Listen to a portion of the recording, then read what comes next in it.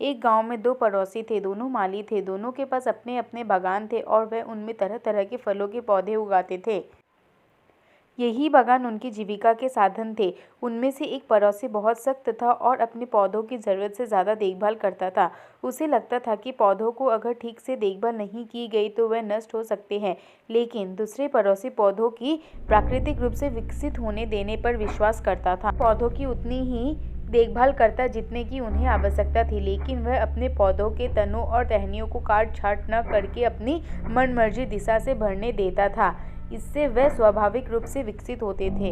एक शाम बहुत भीषण तूफान आया जिसमें भारी बारिश थी।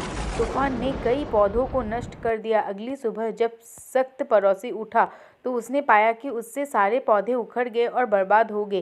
वहीं जब दूसरे पड़ोसी उठा तो उसे पाया कि उसके पौधे अभी भी मिट्टी से मजबूत से लगे हुए हैं, इतने तूफान के बावजूद। एक्स पड़ोसी के पौधे खुद ही चीज़ों का प्रबंध करना सीख गए थे, इसलिए इससे अपना काम किया, गहरी जड़ें उगाई और मिट्टी से अपने लिए जगह बनाई। इस प्रकार यह तूफान में भी मजबूती से खड़ा रहा, जबकि उस सख्त पड़ोसी ने अपने पौधों का ज़रूरत से ज़्यादा ख्याल रखा था। लेकिन शायद वह भूल गया सिखाना कि बुरे समय में खुद का ख्याल कैसे रखते हैं।